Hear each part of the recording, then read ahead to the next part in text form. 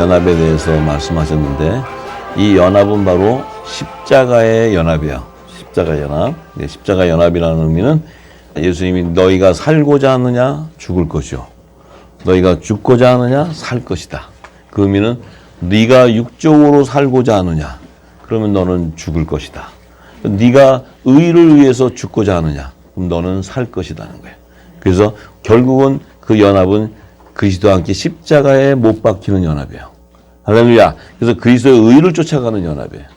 그래서 그 의는 바로 우리의 의를 다 무너뜨리고 하나님의 의, 그리스도의 의를 쫓는 그 사명자들이 가는 길이에요. 그러니까 우리의 그 하나님의 마지막 때의 의를 성취하는 것은 우리의 생각과 우리의 능력과 우리의 어떤 것도 필요치 않고 요구하지 않아요.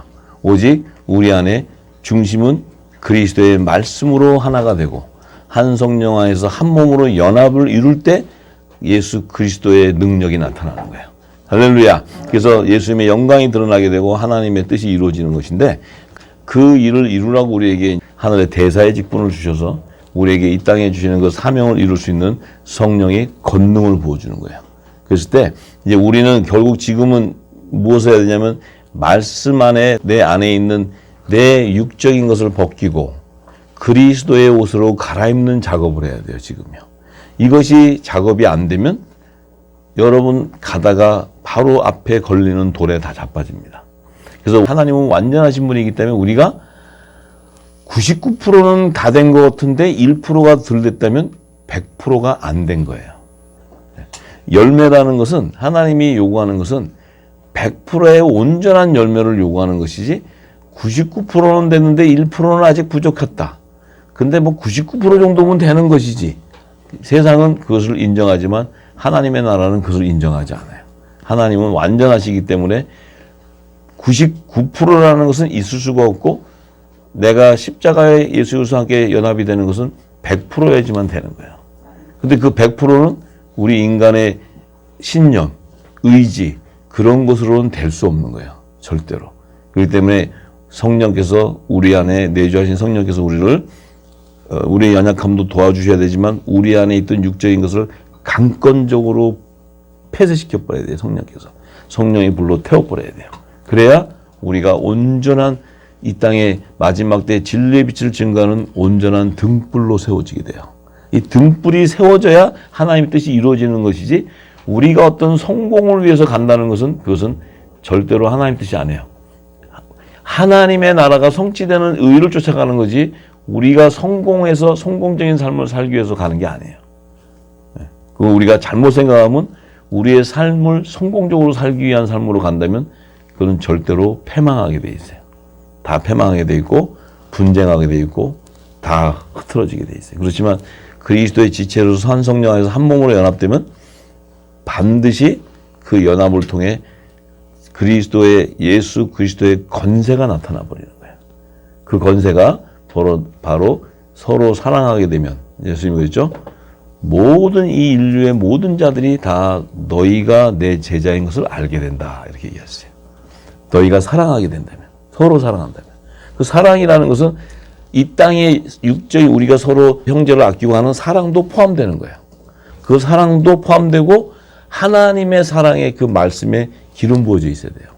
그랬을 때 그 세 계명이 이루어지면 왜 모든 사람들이 예수님의 제자인 것을 알 수 있냐면 이 세상에 어그러져 있는 세상, 이 어둠이 가득 제약이 가득한 세상에 온전한 등불로 세워지기 때문에 그래요. 그래서 그 등불은 정직해야 돼. 흠이 없어야 돼. 그렇기 때문에 세상의 어둠 가운데 있는 자들이 그 빛을 보면 소망이 생기는 거예요. 할렐루야. 예. 그렇기 때문에 그래서 연합이라는 것은 우리가 생각하는 간단하게 그냥 우리끼리 뭘 모여서 뭘 하자는 뜻이 아니고 세상에 하나님의 진리의 빛을 증거하는 온전한 등불이 되기 위해서는 반드시 연합이 되어야 된다는 거예요. 할렐루야. 그래야 열방이 회복되는 거예요. 자, 그래서 어저께 그 예수님이 하신 말씀 가운데 씨 뿌리는 비유를 통해서 좋은 씨와 가라지를 비유하신 그 핵심적인 목적을 제가 말씀드렸어요. 그래서 좋은 씨는 천국의 아들들이라고 얘기했고 좋은 씨로 예수님이 비유하신 것은 그 천국의 아들들을 추수하는 절기에 대한 비밀을 알려주기 위한 것이라 이렇게 얘기했어요. 그래서 결국은 예수님이 오셨을 당시에 모세에게 제정했던 여호와의 절기 중에 유월절, 무교절, 초시절, 오순절 이 절기에 초림에 와서 성취하실 것을 보여주시는데 그 성취될 때 씨에 대한 씨 뿌리는 비유에 대해서 그때에 드러나는 열매들을 증거해 주셨고 그 열매들이 나중에 추수될 시기에 대해서도 얘기하셨다고 제가 말씀드렸어요.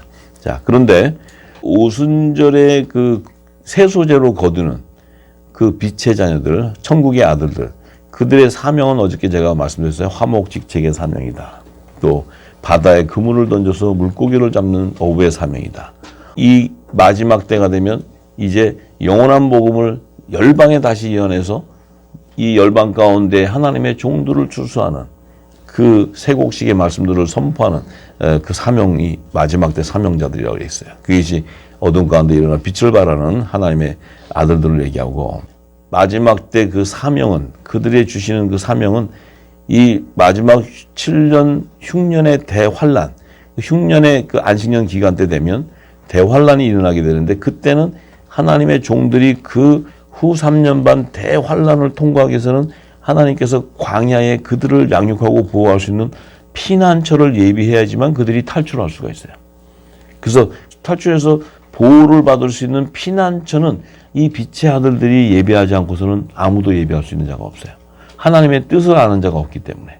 그래서 마지막 때는 반드시 물심판이 임하기 전에 당대 마지막 때 노아를 예비해서 그에게 은혜를 입혀주시고 그리고 노아에게 방주를 짓는 것을 다 지시해 주시고 그 다음에 식물도 저축하게 하시고 그리고 노아하고 하나님께서 약속하시기는 내가 너와 내 가족들을 구원하리라. 너와 내 집을 구원하리라. 이렇게 하나님께서 노아에게 약속을 해요.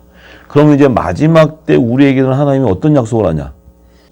믿음의 조상 아브라함에게 허락하시고 아브라함과 이삭과 야곱과 에서의 그 하나님께서 약속하신 그들의 자손을 마지막 때 빛의 자녀들을 통해서 성취하게 되는 거예요.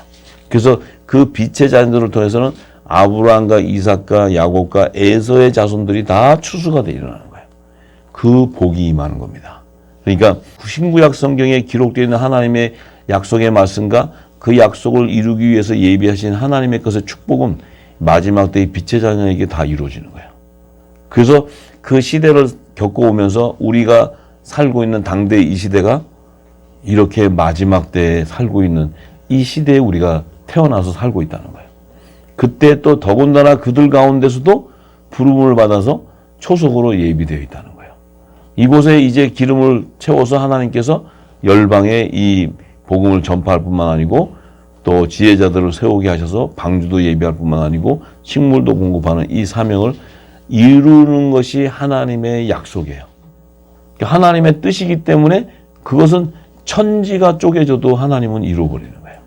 할렐루야. 그렇기 때문에 이것은 하나님이 우리가 피해갈 수 없는 그런 일들이고 그 일에 우리를 부르셨다는 것은 천복을 받고 나온 거죠. 천복. 네.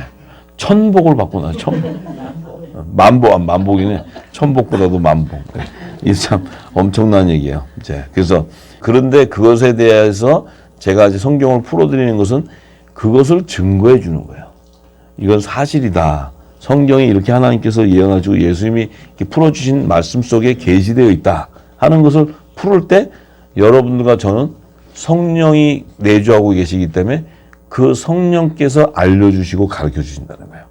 이 말을 들을 때 그럼 이게 어느 지식에서 배우는 것이 아니고 들을 때 성령께서 기름을 부어줘서 그 뜻을 깨닫게 해주시고 그 지혜와 총명형을 줘서 그것을 하고 내 영이 깨달아진다는 거예요. 그것이 내 영이 영적인 눈과 귀가 열린다는 거예요. 네. 그럼 내 영이 이제 깨어나서 살아나기 시작한다는 거예요. 장성한 분량까지 간다는 거예요. 그래서 제가 이 증거는 성령께서 친히 주시지 않으면 저도 할 수 없는 게 이 증거예요. 왜냐하면 이 땅에 신학적인 지식을 갖고 있지도 않고 이 성경을 가지고 내 지식으로 풀 수 있는 재주가 없어요. 할 수 있는 재주가 없다고. 그래서 성령께서 풀어주시는 대로 내게 감동 주고 기쁨을 주고 확신을 가졌기 때문에 제가 증거하는 것이고 이걸 증거할 때 듣는 여러분들도 여러분 안에 성령이 내주하 있기 때문에 이것을 받을 때 그 기쁨이 함께 공유하게 되는 거예요. 할렐루야. 예. 이것은 누구의 지식을 또 누구가 더 나은 지식이 아니구나. 하나님의 것을 서로 공유하고 나누는 거예요. 믿습니까? 예. 그래서 이제 어저께 그 예수님께서 그 천국의 아들들에 주시는 그 정체성과 그들을 추수하는 것과 그들을 시기와 그들의 사명을 주셨는데 그 증거, 예수님이 그 증거를 드러내시기 위해서 이제 마태복음 13장 52절에부터 오늘 시작합니다. 마태복음 13장 52절의 말씀입니다. 찾으신 줄 알고 한 목소리로 봉독합니다. 시작. 예수께서 가라사대 그러므로 천국의 제자된 서기관마다 마치 새것과 옛것을 그 곳간에서 내어오는 집주인과 같으니라. 자, 이 말씀 한 구절 안에 예수님이 요한계시록의 비밀을 다 풀어준 말씀이에요. 이 한 구절의 말씀 안에. 그게 이 성경을 알고 나면 예수님의 능력을 경험할 수 있어요. 성경을 모르면 이거는 뭔 얘기를 하고 계시는지 이게 굉장히 이게 뭔 얘기 하지만 성경의 전체적인 것을 알게 되면 예수님이 하신 그 한 구절 안에 요한계시록이 다 들어가 있다는 거예요. 이게 어마어마한 거죠. 예수님은 비유도 아주 그냥 참으로 이 지혜가 넘치시는 거예요. 이 비유도 한 구절 안에 이 천국의 제자다 그러면 천국은 예수님을 얘기해요. 예수님, 천국. 천국은 예수님의 말씀이기 때문에 예수님이 천국 말씀이기 때문에 예수님은 새언약의 중보자이신 예수님을 의미하는데 그 천국의 제자 그러면 예수님의 제자를 의미하는 거예요. 예수님의 제자.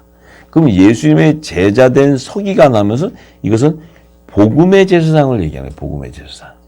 복음의 제사장. 복음의 제사장의 직무를 계시해 주는 말씀이에요. 그래서 사도 바울은 로마서에 그러죠. 복음의 제사장의 직무에 대해서 얘기를 해요. 자, 그래서 예수님이 천국의 제자된 서기관마다 그러면 복음의 제사장의 직무를 얘기하는데 그런데 그 복음의 제사장들은 집주인과 같다고 얘기해요. 집주인과 같다고. 집주인이면 누굴 얘기하는 거예요? 집주인은 누구예요? 하나님이잖아요. 그러니까 하나님의 아들들은 상속권이 있기 때문에 집주인이라는 거예요. 집주인. 할렐루야. 하나님의 아들들은 하늘나라의 유업을 이을 상속권이 있기 때문에 후사이기 때문에 예수님은 모든 상속권자지만 우리 후사들도 하나님의 나라의 유업을 이을 후사들이에요. 그렇기 때문에 상속권자들이기 때문에 우리는 종이 아니고 집주인이라고 했죠. 집주인. 예수님도 얘기하시죠. 요한복음 16장에 집주인이 하는 일은 우리는 알아도 종들은 모른다 이렇게 얘기해요.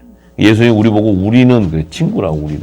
예수님의 제자, 예수님의 지체들을 우리는 이렇게 후사다 이게 후사. 같은 후사.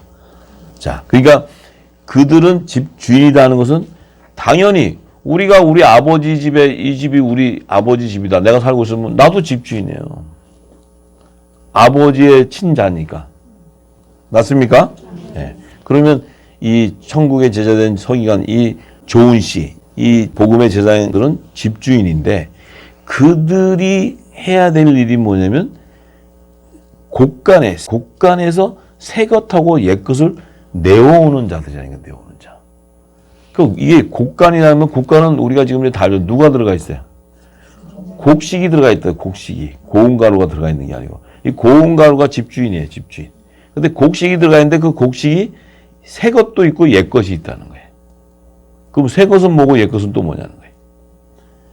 옛 것이라는 것은 구약 시대의 성결의 표를 이마에 입맞은 그 하나님의 종들을 의미하는 것이고 새 것이라는 것은 신약 시대의 예수의 이름으로 이마에 입맞은 하나님의 종들을 얘기하는 거예요. 새 것과 옛 것은 통틀어서 14만 4천의 하나님의 종들을 의미하는 거예요. 그들이 곳간 안에 들어가 있는데 그들을 집주인이 직무들이 내어온다 하는 것은 뭐예요? 내어온다는 것은 그 곳간에 내어온다는 것은 후 3년 반 동안에 피난처 안에다가 가둬있는 14만 4천을 하나님 앞에 바치는 화목직책의 사명이다 얘기하는 거예요. 화목직책의 사명. 화목직책의 사명. 네. 그래서 하나님과 종들을 화목시키는 거예요. 화목시키는 거예요.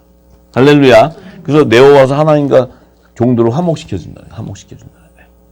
이 말을 하시기 위해서 예수님이 이렇게 비유로 표현한 거예요. 이걸 우리가 계시록부터 풀면은 그 얘기하는 거예요. 네. 그래서 이걸 이렇게 얘기하니 계시록도 모르는데 이게 어떻게 풀어져? 계시록이 안 풀어지면 이 말씀을 풀 수 없는 거예요. 아들과 종이 안 풀어지면 새 것이 뭐고 옛 것이 뭐고 곳간에 있는 건 뭐고 또 집주인은 뭐고 이게 다 이해될 수 없는 거예요. 그런데 지금 우리가 이것을 내가 이렇게만 딱 얘기해도 여러분들은 다 알아요. 왜냐하면 기름이 부어져 있기 때문에. 만약에 모르게 되면은 머리가 깨지게 아파요. 저 무슨 소리 하나. 근데 지금 알면은 은혜가 넘쳐요. 이 말씀 속에도 예수님이 지혜와 계시의 영을 넣어놓으셨구나. 예수님의 말씀은 영이요 생명이기 때문에. 자, 그걸 알아야 돼. 자, 그래서 예수님이 이 말씀을 하시고 그 실체를 오병이어와 칠병이어로 계시해버려요. 오병이어, 칠병이어 안에 집어넣어버려요. 자, 그래서 오병이어와 칠병이어는 우리가 그 스토리를 알아야 되는데 오병이어를 행하시고 나서 첫 기적을 행하실 때 오병이어를 행하시고 나서는 이 갈릴리 바다, 디베라 바다에서 예수님께서 이제 밤 사경에 내려와서 배를 타고 가는 제자들을 추수한 이후에 이제 그 대가볼리라는 데를 가가지고 칠병이어를 기적을 일으켜요. 요 지금 예수님이 움직이는 이 안에 뭐가 있냐면 7년 풍년과 7년 흉년에 안식년에 이루는 성취하는 계시가 다 들어가 있어요. 7년 풍년과 흉년 안에 성취하는 계시가 다 들어있다고. 그러니까 오병이어는 벳세다라는 곳에서 시작을 할 때 그 시작하는 갈릴리 지역에서 일어나요. 갈릴리 지역에서 벳세다도 갈릴리 지역에 있는 쪽이고 바다를 건너서 또 데가볼리도 갈릴리 지역이에요. 지역. 이 갈릴리 지역 그러면 우리가 예수님이 갈릴리 지역을 다니면서 그 역사하신 일들은 뭐냐면 갈릴리 지역은 이방인과 유대인이 공존하는 곳이에요. 이스라엘 땅에서도 갈릴리 지역은 유대인과 이방인이 공존하는 땅이다. 그래서 선지자 이사야를 통해서 이방의 갈릴리 지역, 이방을 얘기한다. 이방 지역이 갈릴리 지역이라고 얘기한다. 그런데 예수님이 왜 그 지역을 지내냐면 예수님이 유대인과 이방인들 가운데 추수할 자들을 계시하기 위해. 열방이에요, 열방. 그곳이 열방을 계시하는 거예요, 거기가. 그래서 이 오병이어는 뭐냐면 7년 풍년 기간 안에 7 이삭을 추수할 것을 얘기하는 거예요. 그리고 갈릴리 바다를 지나가면서 베드로가 물 위로 걸어갔던 사건도 있어요. 그 얘기는 뭐냐면 나팔절기에 공중 휴거돼서 혼인잔치에 대한 계시를 얘기하는 거예요. 그 다음에 칠병이어는 후 3년 반 종들을 추수하는 계시. 그래서 그 7년 풍년 기간이 지나고 나서 이제 배를 타고 갈릴리를 가는 그때부터는 7년 흉년 기간에 일어나는 일들을 계시하는 거예요. 이게 계시록과 다니엘서의 파노라마 같이 기록되어 있는데 예수님은 오병이어를 행하시면서 또 바다를 건너가시면서 제자들이 오는 걸 또 사경에 오셔서 이 광풍이 나는 데서 그 건져주시고 또 칠병이어를 하러 가요. 이 지금 가시는 길이 바로 뭐예요? 이 길이. 이게 바로 생명의 길이, 생명의 길. 구원의 길, 구원의 길. 마지막 때 7년 풍년과 7년 흉년에 안식년에 추수하는데 이것은 요셉의 꿈을 풀어주는 계시고 바로왕의 두 꿈을 풀어주는 계시의 말씀이에요. 할렐루야. 예, 제가 이제 좀 더 깊은 영역으로 풀기 때문에 이제 제가 말씀드린 거예요. 그래서 자 요한복음 6장 1절에서부터 27절의 말씀을 제가 증거하겠습니다. 자 요한복음 6장 1절에서 27절 말씀입니다. 그 후에 예수께서 갈릴리 바다 곧 디베라 바다 건너편으로 가심에 큰 무리가 따르니 이는 병인들에게 행하시는 표적을 보미르라. 예수님이 이제 병자들을 막 치유하시니까 큰 무리가 이제 막 예수님이 가시는 걸 따라가요. 예수께서 산에 오르사 제자들과 함께 거기 앉으시니 마침 유대인의 명절인 유월절이 가까운지라. 유월절 날은 어떤 일이 일어나요? 예수님이 십자가에서 화목제물로 돌아가심으로 말미암아 그리스도의 보혈로 어린 양의 생명책에 기록되어 있는 아들과 종을 추수하는 그 일들이 일어나는 거예요. 그래서 우편강도와 좌편강도가 있는 거예요. 그들이 초실절에 이제 예수님이 우편강도는 첫 이삭의 한 단으로 낙원에 가게 되고 좌편강도는 이제 이 땅에 남게 되는데 그 안에서도 야곱의 남은 자손은 생이삭으로 남게 된다 하는 것을 계시하는 거예요. 이렇게 얘기하면 지금 우리가 굉장히 높은 수준의 얘기를 서로 천국 언어를 얘기하는 거예요. 종들은 들으면 저 지금 무슨 얘기하는 거야? 귀신 신화나 까먹은 소리 한다 그러지. 근데 지금 얘기하면 알아듣죠, 지금? 절기를 제가 풀었기 때문에. 자, 그러면 예수님이 이때는 당신이 돌아가시는 유월절이 아니지만 유월절에 일어날 것들을 계시해 주는 거야. 당신이. 자, 그래서 이제 가까운데 예수께서 눈을 들어 큰 무리가 자기에게 오는 것을 보시고, 자, 이 큰 무리는 어떤 무리겠어요? 율법 아래에 있는 여자의 자손들이에요. 이스라엘 백성들. 이스라엘 백성들을 율법 아래에 있는 여자의 자손들이라고 해요. 이 이스라엘 자손들이, 자, 이들은 아직 구원받지 못한 자들이에요. 아직. 이들은 다 병들어 있는 자예요. 병들어. 왜 병이 들었냐면 죄와 사망의 법에 매여 있다는 거예요. 뭐 쩔뚝발이도 있고 기머거리도 있고 벙어리도 있고, 이거는 우리 육적인 벙어리도 있고 그 기머거리도 있지만 영적인 벙어리, 소경을 얘기하는 거예요. 예수님이 얘기하시는 거는. 자, 그들은 왜 그러냐면 율법 아래서 죄와 사망의 법에 매여 있기 때문에 영의 비밀을 알 수 없는 영적인 눈과 귀가 가려지는 소경도 되고, 귀가 다치고, 예수님이 하는 말을 못 알아들어서 귀가 다쳐서, 또 입이 다쳐가지고 이 진리를 전할 수 없는 입을 막아놔 버려서 귀신들이. 그리고 그냥 전부 다 쩔뚝박이, 온전한 게 하나도 없어. 온전한 게. 죄와 사망에 매여 있기 때문에. 자, 예수님은 포로되어 있는 그들을 천국 말씀을 통해 풀어주는 거예요. 전부 다. 할렐루야. 우리도 예수님의 이 진리의 말씀이 오기 전에는 그렇게 예수를 잘 믿는 것 같아도 우리도 봉사였어요. 기머거리였고 분별이 없었다는 거지. 진리가 없었기 때문에. 병든 자들이었다는 거예요. 병든 자들. 그래서 여러분들이 지금 이 진리를 받으면서 기쁘고 되는 것은 치유되는 거예요.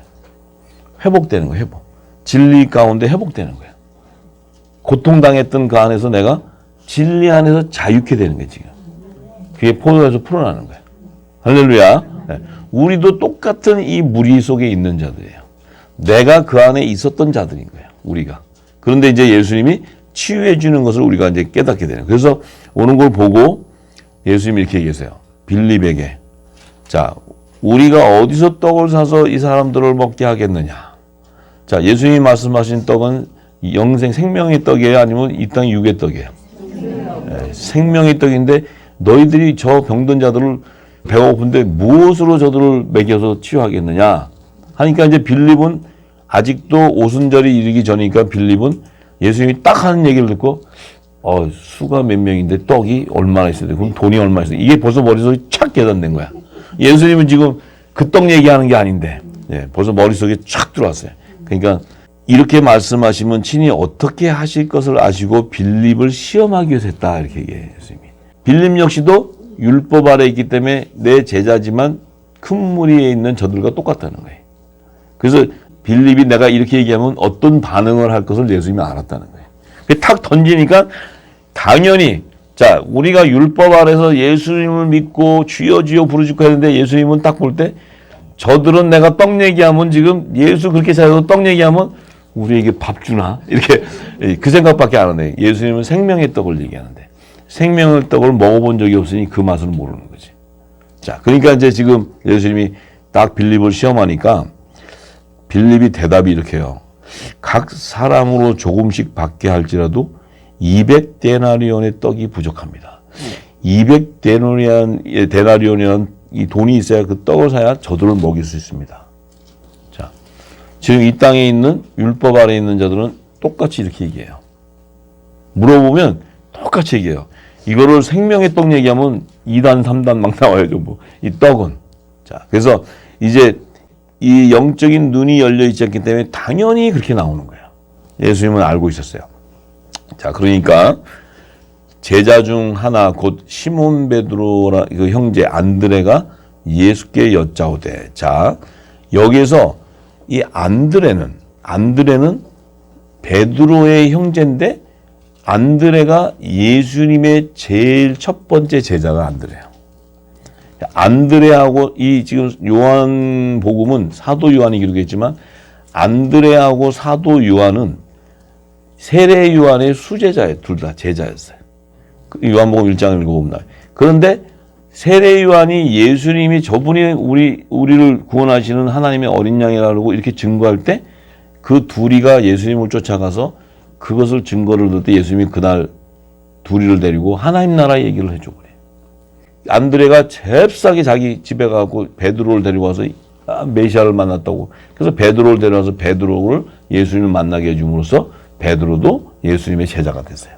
자, 그런데 지금 예수님이 오병이어 기적을 딱 할 때 이 빌립하고 이렇게 얘기할 때 안드레에게 성령께서 기름을 부어서 깨닫게 해서 뭐였냐면 그 무리들 가운데 한 아이를 보게 해주는 거예요. 한 아이.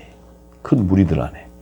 자, 열방에 있는 안에 그 작은 한 아이는 바로 그 눈에는 뭐예요? 하나님의 어린 양이었던 거예요. 하나님의 어린 양. 그 눈에는. 그래서 사복음서의 오병이어의 기적에는 요한복음서에만 한 아이가 나와요. 마태복음, 누가복음, 마가복음에는 한 아이가 가진 걸 얘기하지 않고 그냥 보리떡 5개, 물고기 2마리만 준 거예요. 요한복음에만 한 아이가 가지고 있다고 얘기해요.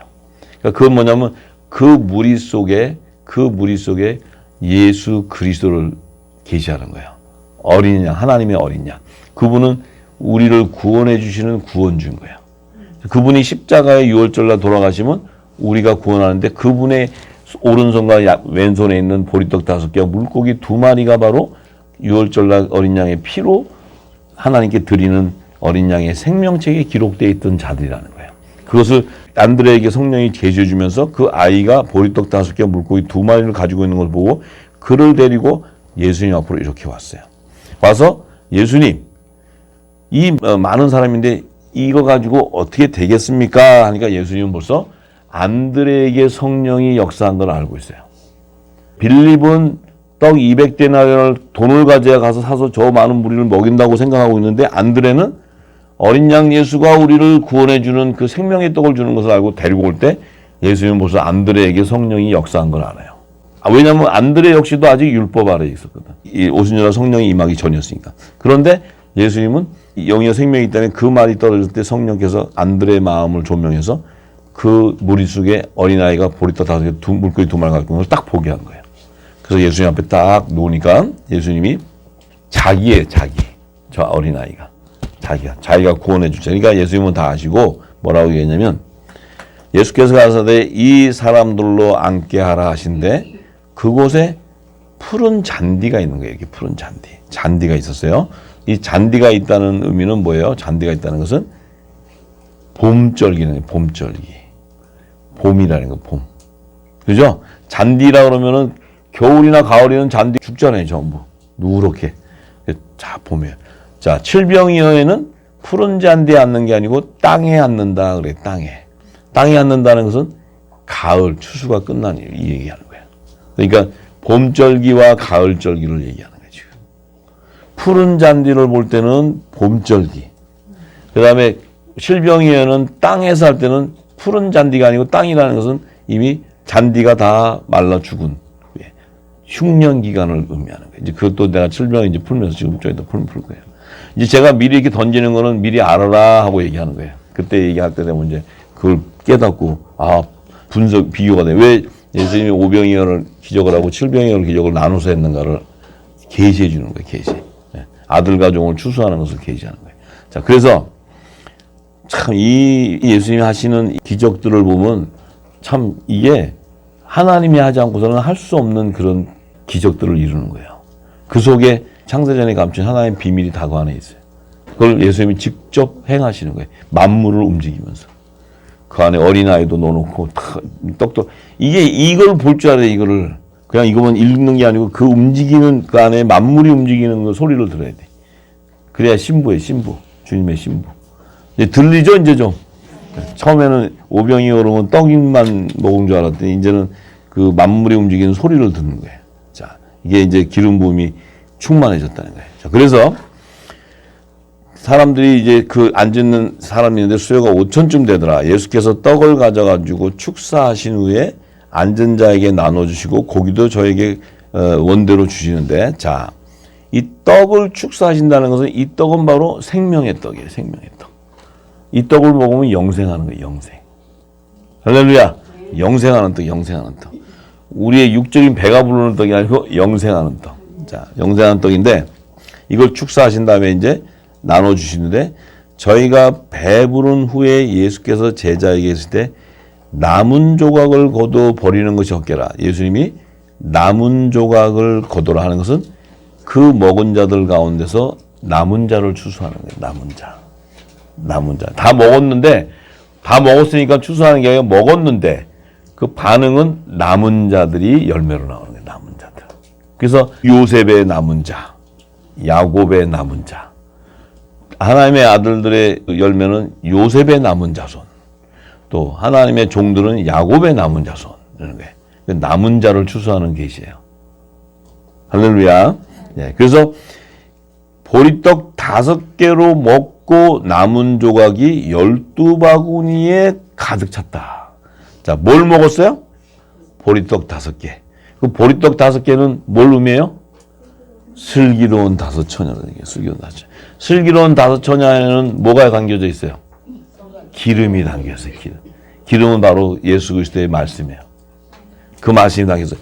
이 말씀을 보리떡 5개, 이 슬기로운 5처녀가 열방에 증거했더니 남은 조각, 남은 자들이 추수되는데 12바구니에 가득 찼다.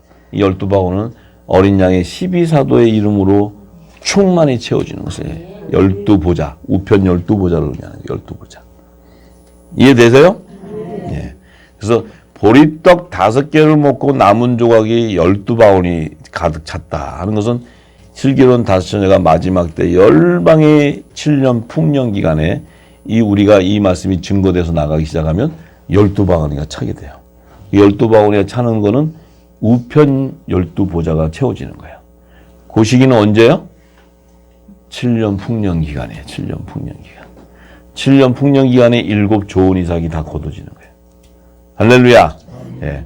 마지막 밤중에 올 때가 됐을 때 이제 이 보리떡 5개가 슬기로운 5처녀들이 이들이 바로 빛의 자녀들이요. 이들이 기름이 온 땅에 증거되어 나올 때 7년 풍년 안에 이 보리떡을 먹고 남은 조각의 12바구니는 하나님의 아들들, 7천인의 하나님의 아들들이 열매가 거둬지는 거예요.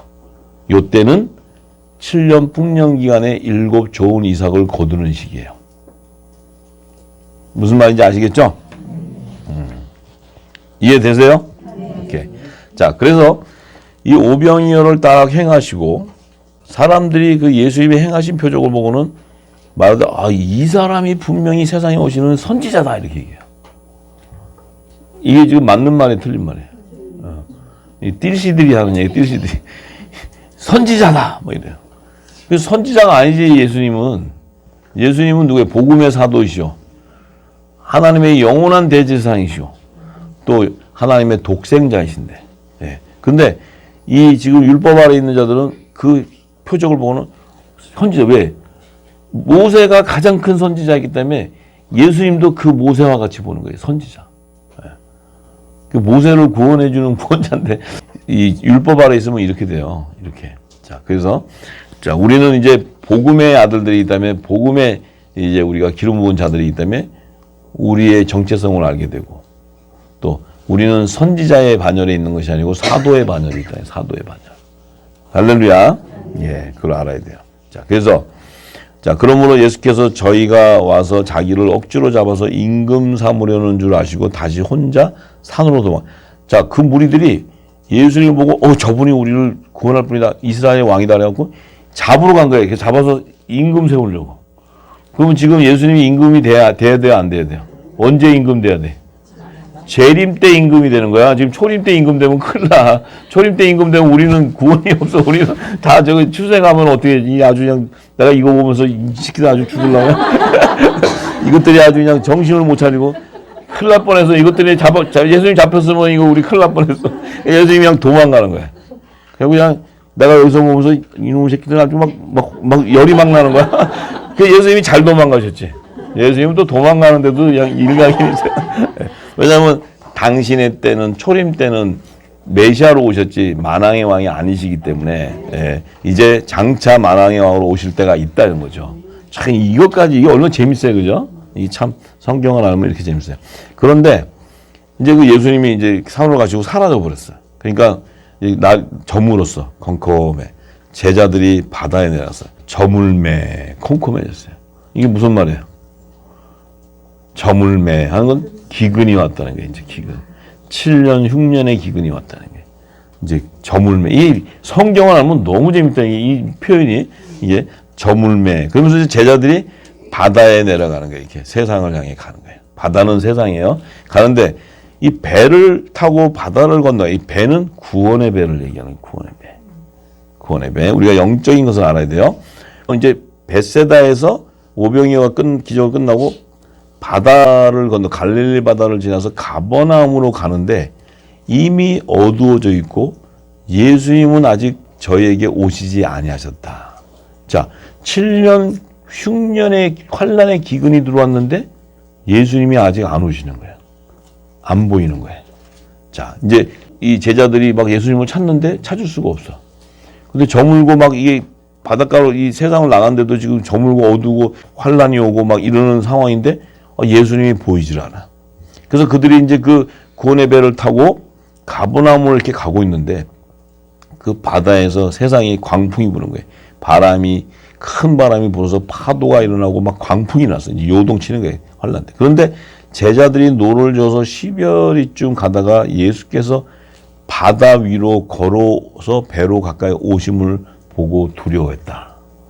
이때가 언제요? 이때가 언제? 응? 공중재림 때. 지금 이 후 3년 반 나팔절기에 지금 계시하는 거예요, 지금. 주님이 보여주시는 게 지금.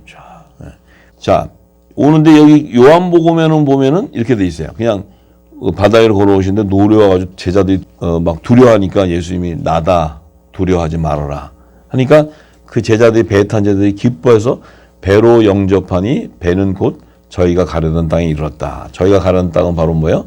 새 예루살렘 성. 그러니까 혼인잔치에 들어가는 그 계시에 영접하게 되는 거예요. 배로 이제 예수님. 그런데 그렇게 기록을 했는데 마태복음은 좀 더 구체적으로 기록했어요. 마태복음 14장 22절에서 33절에 보면 그래서 이 사복음서가 있어야 돼. 요한은 자기가 기름 부어진 대로 기록했지만 마태는 더 구체적으로 기록했어요. 여기 22절에서 33절에 보면 예수께서 즉시 제자들을 제수하다 자기가 무리를 보내는 동안에 배를 타고 앞서 건너편으로 가게 하시고 무리를 보내신 후에 기도하러 산에 올라가시던 다 저물매 거기 혼자 계시더니 자 예수님이 제자들에게 빨리 바다를 건너가라고 지금 얘기했어요. 그리고 이제 예수님은 산으로 올라가셨는데 그 어두운 저물매 이제 흉년 기간이 왔을 때 이미 배가 이미 육지에서 술이 났다나 바람이 거슬러 물결을 인하여 고난을 당하더라. 이제 광풍이 오잖아요. 7년 흉년 기간에 이제 경제 기근 부세 뭐 대란도 오고 뭐 이것저것 이제 이 마지막 때는 그 오는데 밤 사경에 밤 사경. 그러니까 밤 사경 그러면은 이스라엘은 이제 밤 사경이면 밤 6시부터가 하루가 시작되는 거예요. 밤 6시. 저녁이 되면 아침이 되면 그러니까 밤 6시가 여기 말하면 밤 12시가 되는 거죠. 12시. 12시. 그래가지고 밤 6시부터 밤 9시까지가 이제 일경이라 그래요. 일경. 그걸 일경이라 그래요. 이경 그러면 9시부터 12시까지, 밤 12시까지가 이경. 그 3경 그러면은 밤 12시부터 새벽 3시까지가 3경이 돼요. 그러면 새벽 3시부터 새벽 6시까지가 4경이 되는 거예요. 4경. 밤 4경. 이해되세요? 자, 그러면 밤 4경 그러면은 새벽 6시가 되면 동틀 때야. 동틀 때. 그죠? 새벽 4시, 5시, 6시 되면 새벽에 해가 이게 뜨잖아요. 동 뜨잖아요. 4경 때. 해가 뜬다는 건 뭐야? 해가 뜬다는 건 뭐야? 주님의 재림 때가 오네. 재림 때. 공중 재림 때. 어두운 밤중에 주님이 오시는 거야. 밤 4경. 그건 뭐예요? 새벽별이 뜨는 거예요. 새벽별이. 빛이 비추는 거예요. 빛이. 그 빛의 자녀들이 그 빛을 보고 휴고되는 거지. 이 땅은 어둠의 자녀들은 빛을 못 보니까 계속 남아있는 거고. 그죠? 빛의 갑옷을 입은 자들은 올라가서 해와 같이 밝게 만왕의 왕을 영접하게 되지. 자, 그래서 그 새벽에 이제 예수께서 바다 위로 걸어서 제자들에게 온다는 것은 공중 재림하는 것이 공중 재림 오시는 거예요. 계시하는 거예요, 계시. 자, 사경에 새벽에. 자, 그러니까 제자들이 그 바다 위로 주님이 오시는 걸 보고는 놀라가지고 유령이라 그래, 유령. 귀신. 두려워가지고 유령이라 그래. 왜 그래요? 제자들이 왜 예수님을 보고 귀신이 와요? 우리는 그러면 주님 오실 때 차고 오는데 귀신 왔다 막 이래요? 우리는 음성을 듣잖아요. 이들은 아직 오순절이 안 됐어. 성령을 아직 인침을 받지 못했어. 그러니까 귀신인지 성령인지 아직 구분을 못해. 두려워서. 아, 성경이 재밌잖아요. 우리는 지금 다 인쳐서 기름 부어주면 주의 음성을 듣기 때문에 아는데, 아, 우리가 주님이 오신데 귀신 왔다 그러면 안 되지. 우리가 지금은. 그죠? 이때는 아직 오순절이 이르지 않았기 때문에 그들이 두려워해서. 그러니까 예수님이 즉시 안심하라. 나다. 두려워 말라. 그러니까 또 베드로는 조용히 가면 되지. 거기서 또 그러면 나를 명해서 물 위로 올라오라 해보세요. 이러는 거예요. 물 위로 올라오라 하세요. 그러면 휴거되는 것은 이게 휴거. 이게 휴거되는 계시를 이게 휴거. 이 말 속에 있다는 거예요. 이 베드로가 자기가 그런 걸 하려고 하는 거 성령이 지금 말을 주고받고 하는 가운데 계시의 영을 넣어준다는 거예요. 베드로가 자기가 한번 뭐 휴거 한번 보여주겠습니다 이런 얘기가 아니고 예수님을 이제 자기가 한번 하니까 예수님이 그러면 물 위로 걸어와라.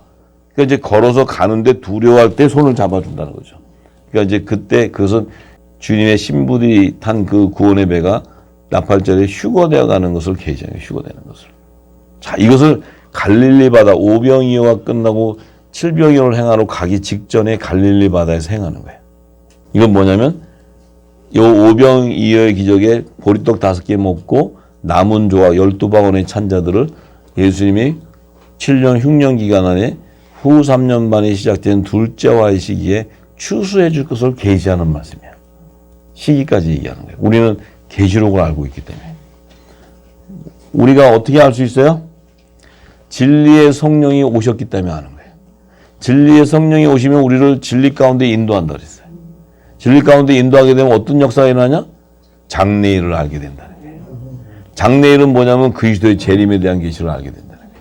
그 그리스도의 재림의 계시를 어떻게 하느냐? 예수님의 이름으로 보내는 보혜사 성령이 우리에게 임했기 때문에 예수님이 하신 비유의 말씀을 다 풀어주고 깨닫게 해준다는 거예요.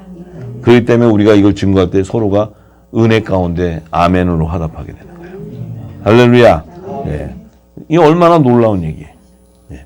이제 그렇게 되니까 예수님이 이렇게 건져주면서 예수님께서 말씀하시죠. 믿음이 적은 자여 왜 의심하느냐. 얘기는 뭐예요? 의심하지 말거라 하는 거예요. 믿음의 열매는 의심으로 말미암아 되는 것이 아니고 그리스도의 말씀으로 되는 거예요. 네. 그렇기 때문에 예수님이 휴거시키는 포도의 열매들은 의심할 수가 없죠.